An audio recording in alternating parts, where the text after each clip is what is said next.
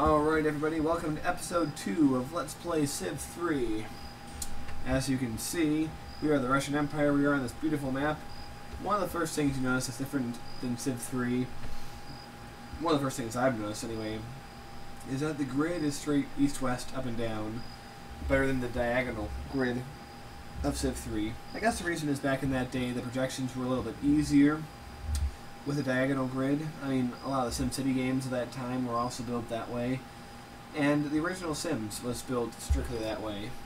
So it's not surprising that they all had it, but now they can pretty much show off a better 3D perspective, even no matter what they do. We'll begin with a Skettler and a Scout, and they're in different areas than each other. So we're going to found our first city right here near the source of this river. And we're going to go with the traditional Russian name of Moscow. And there's a lot of things I can build, very similar to what you would have seen in Civ 3. So we're going to build a warrior first. And Scoutman, you are going to move. See, we have our normal options. Disband, which is delete the unit now. Fortify, skip turn, sentry, go-to mode, which basically centers it on it. Just like that. And explore. So go explore, you guys. Alright, and one thing that's different than Civ 3 is we have a lot more choices of what to study. Because look at all this. In Civ 3 we would have had only a few choices, but now we have quite a lot of other choices. And it really gives you a lot of information. It's quite a lot. It's very helpful. So it even gives you which ones they recommend for different reasons, for growth, agriculture for growth, or archery for military. Very helpful, I must say. And there's a new feature called religion that is in this game, but we'll worry about that when it comes to it. We're just going to worry about agriculture first. Yes, religion is something that adds a whole new layer of depth to the Civ games. And basically, our culture expands just like in the other game, and we're already near an ocean. And one thing that really helped me out... Oh look, we have, just like the Civ 3 goody huts, the villagers in Civ 4 will give you things, and will also attack you sometimes, but yeah, we got another scout, so now we're going to have two scouts exploring twice the land. So, nothing wrong with that. Oh, and we got gold from some villagers. That's good. Very curious to see who else. Oh no! We got lions here. Oh no. Okay, no, they were wolves, but still, yeah. You know. Oh yes, I forgot to mention this. This is the real selling point of this game. Leonard Nimoy reads the little quotes that come when the technologies are discovered. You know, I'm a huge Trekkie, everyone knows that, but even if I wasn't a Trekkie, goddamn, that voice, it's just amazing. So, we're gonna go with archery. We could go with mysticism, but nah, let's go with archery. We want to be militaristic, don't we? Yes, Mother Russia definitely wants to be... Oh look, we have another scout. Oh, there's our first religion of the world. They appear in roughly the same order that they do in real life, with Buddhism appearing first. Uh-oh. We're getting attacked by wolves again. Yeah, and as you've... Alright, so we have already a... Okay, this is something that's worth mentioning. Combat is very different than Civ 3. It's much improved, believe me. It makes much more sense. No more spearmen defeating tank nonsense. They just sort of have a strength stat. No offense or defense, and beyond that there's a whole lot of modifiers. And instead of, you know, the ranks of regular and veteran and elite, like Civ 3 had, there's promotions you can give your guys. I mean, scouts really aren't combat units, but still, it's a good example. I can give them 10% strength, I can give them hills defense, and I can give them forest defense. Well, looking around, it looks like there's a lot of forest, so I'm going to give them this bonus. So instead of them just going to veteran and then to elite, there are specific areas in which they have bonuses. It's pretty cool. And this button, they will fortify until healed, which is good. Yeah, apart from regular barbarians, we now have wolves and lions and stuff.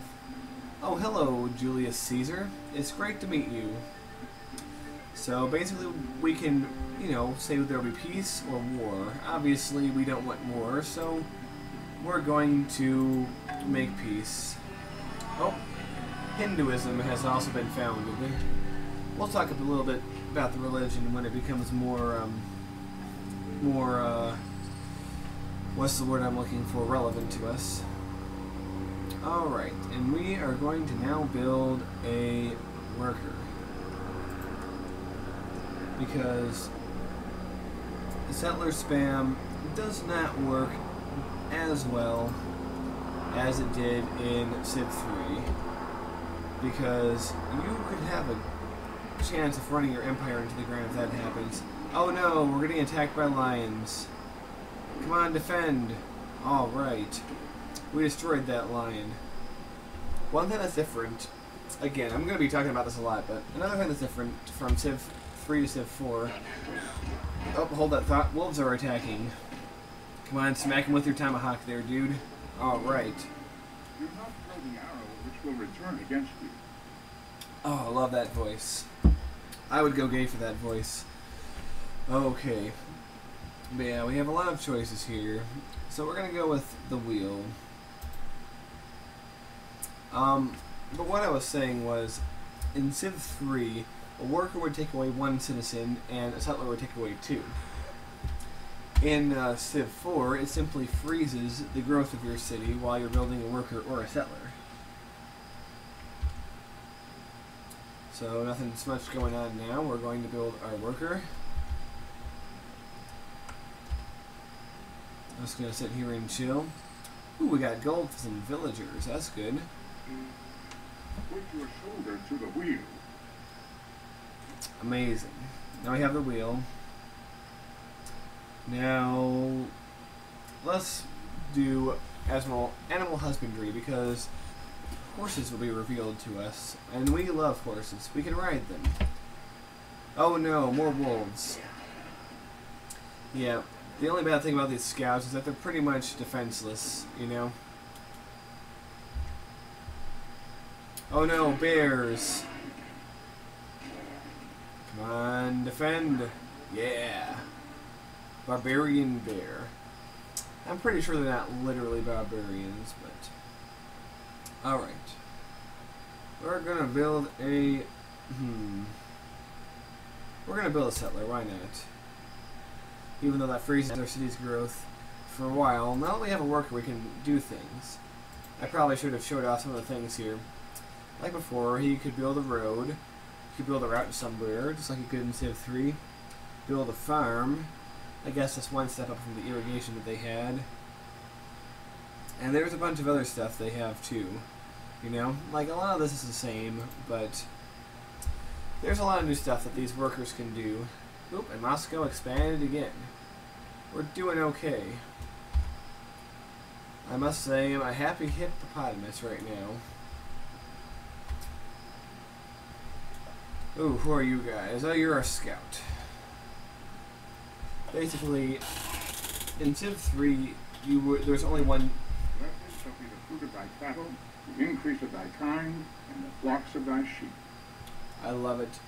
But in Civ 3, all units were represented by one guy. In Civ 4, up to 3 guys might represent your unit. But it's to be taken symbolically because, of course, units consist of a lot more than 3 guys. So we're going to go with bronze working because we can get a lot more. Ooh, we got our first food resource, which is rice. I mean, everyone's heard of the famous rice fields of Moscow. It's just common nature. Oh wait, we have another scout from the villagers.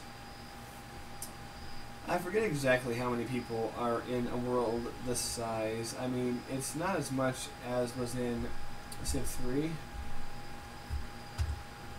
But, okay, what are we waiting on here? Oh, there we go. Explore.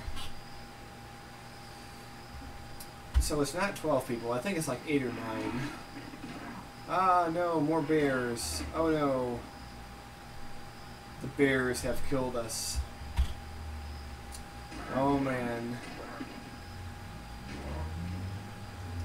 Well, we defeated the bear with that dude. Oh crap. Lions. Well, it looks like a lot of land for us to expand. Well, we're going to give him